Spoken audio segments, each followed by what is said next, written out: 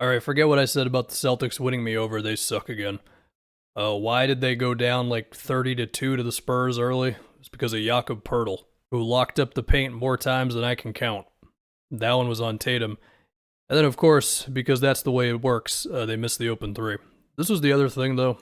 I mean, the Spurs were just daring the Celtics to make passes out. I mean, like, Jalen's wide open here. Poeltl wasn't just doing it at the rim, though. He also had himself a real nice closeout on Horford here. And then he's going to block Jalen in transition with a little help from Derek White. And one more just in the first quarter, as you see Poeltl come from the corner to help on this Marcus Smart floater thing. Also, one more time again, Spurs daring the Celtics to make the pass out, Jalen wide open. Now, they eventually took the lead, but then they fell apart again. Here's an okay look for Schroeder, but it just didn't drop. Here's another block for Jakob Poeltl. He technically had 3 last night. He might as well have had like 20. And then they just couldn't make anything. Horford, open mid-range, usually reliable for him. Here you get some real awkward spacing as they switch and Horford dives to the rim and it's just a mess of bodies and Tatum can't finish. Here the offense had a little bit more juice to it, drive and kick into some swing stuff, but once again, Jakob Poeltl, the guy was a force around the rim. They had very few answers for him. Now let's look at DeJounte Murray's fourth quarter. Look, man, DeJounte, his bread and butter is mid-range. He's at about 45% from there. Now here where DeJounte scored, Marcus Smart actually did a few things. He switches on to Poeltl. He also kept his hands up to deny the pass if they wanted to throw that. Anyway, Jalen gets beat by DeJounte. Marcus gets in the perfect spot for the charge. And then DeJounte just kind of makes it anyway. Now for this one, as DeJounte starts in the corner, I don't know if Marcus Smart thought it was going to be a screen or something. It just seemed like he went way too far in one direction. Tatum, well, he's Tatum. He's not Time Lord, so he doesn't block that. And then as they run the DeJounte Poeltl screen, that's a Horford switch. And, I mean, you could say that it's a bad roll and all that stuff, but it wasn't very difficult for DeJounte to get from here to, well, right here. He didn't really have to do much. Screen from Poeltl, Schroeder with the switch, and that's just a size mismatch. I mean, you can say that you feel good about it, but DeJounte likes that shot. And now we head to the overtime of Lakers-Kings, which was all the way a mess. It was a whole lot of LeBron contested jump shots. It's not like he missed all of them, but it was kind of rough nonetheless. Now, these were not the only problems in the overtimes for the Lakers. I mean, to me, the biggest issue was they forgot Anthony Davis was on their team. They ran like 2 AD Westbrook pick and rolls. Both of them worked really well. And that was the first one, and here's the second one, as Westbrook just kind of snakes his way through the defense and gets that to AD. And they actually ran a third. I forgot about this one. I mean, that leads to the De'Aaron Fox switch, and that's pretty easy for AD. There was also this one where LeBron committed an offensive foul trying to get one of those turnarounds off. Now let's take a look at some Lakers defense. Here, Buddy Hield just cuts in for what's way too easy of a layup. Now, this possession looked done for the Kings, but because it's Malik Monk and not Caruso or KCP or whatever, Halliburton can just go right through Malik Monk. There's an Alex Len screen to get Buddy Hield open. And sure, I mean, that's a deep three, but it can't be that easy, man. I mean, there's, like, Monk just goes underneath the screen. He's basically taken out of the play right there. There's no closeout from LeBron. I mean, like, remember the Lakers of a couple years ago? I just feel like that didn't happen.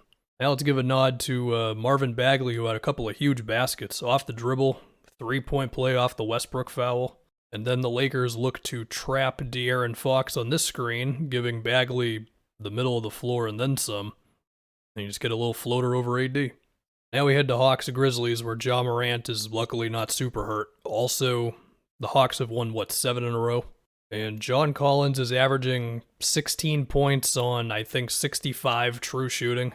About 76% of his twos are assisted, which is a bunch of fancy ways of saying, as I've talked about, he just flows in this offense so easily.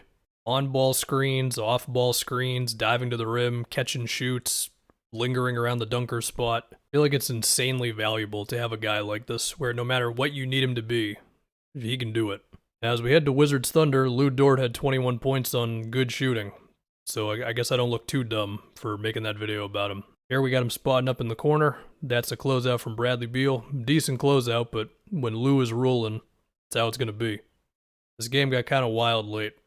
Denny misses that 3, but NBA champion Kyle Kuzma with an O board. And then SGA had a running push shot thing that went way too close to going in. Now for Suns Knicks, I would like to highlight Mikal Bridges' 3 steals. Areas right here.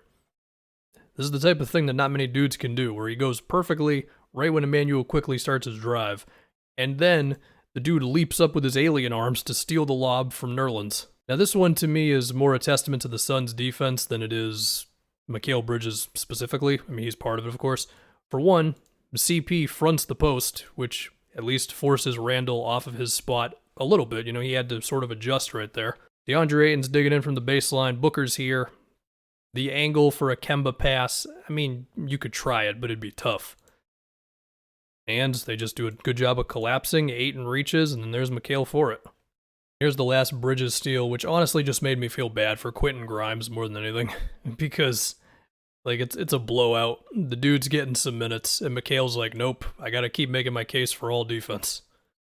John Wall has expressed his hope that he can resume playing for the team.